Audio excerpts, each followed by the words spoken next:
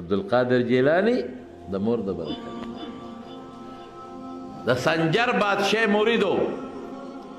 د سنجر بادشاہ نو اب تراته نو چې هغه لاړ لنګر لوکتو دا په زرګونو خلک غرمه او ماښام خوري او پاسي او کیني د دنیا خلک دی نو تپوس یې وکړو وی د عبدالقادر جیلاني صاحب رحمت الله علیه دا لنګر د کم دی نه راځي موږ ته څه پته د لنګر مشر ته کم دی نه راځي موږ ته څه پته وی د دې څه مارکیټ دوکانونه څه شی وی سم نشته بس دغه راځي او خلک خوري نو دې لږ خفه شو چې دا خو پیر صاحب زما ډېر قرضدار دوم زرګونه خلک ډوډۍ خوري او مدن نشته نو چې راغی نو د غون نیمروز صوبه اوس هم په افغانستان کې شته غون د نیمروز صوبې آمدن غون په سټام ولیکه او عبدالقادر جیلانی رحمت الله علیه پسې وقف کا انتقال وی د دې صوبې کې څومره آمدن دی دا به ټول ستا لنګر نه درکړي د صوبې خو بلا آمدن بلا آمدن غون بستی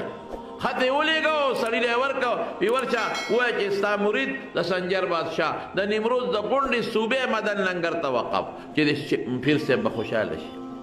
هغه له چې خط ورسېده او خط یې وکت وی دلته راشه د دې خط په شی ورته یو دوه شعرونه وکت ولیکل وی دا واپس یوسو دا دوه شعرونه سو چون چتر سنجری رخ بختم سیاه آباد در دل اگر بود هوس ملک سنجری زانگه که یافتم خبر از ملک نیم شب ما ملک نیم روز را به یک جو نمی خرم سوی ورته وی کته خو لا د نیمروز صوبه یادی که ستا د ټول سنجر د بادشاه زما پړه کې څه سوچي زما پړه کې نو زما قسمت ته خدای داسې تور کي لکه ستا په تاج کې چې دا توره پټه تلې ده بادشاه نو په تاج کې به یو توره پټه وه ټوله بادشاه که زما پړه کې څه راځي چې دا زما وي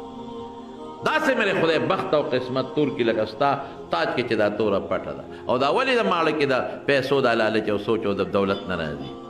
زانگه کې یافتم خبر از ملک نیم شب ماله چې خدای د نیمې شپې بادشاهي را کړې ده نیمه شپه بادشاهي څه ده چې الله ته ودرېږم او عبادت ورته کوم او جاړم ورته هغې نیمې شپې بادشاهۍ نه پس ما ملک نیم روز را به یک جو نمی خرم د نیمروز بادشاهي د اوربشې په قیمت هم نه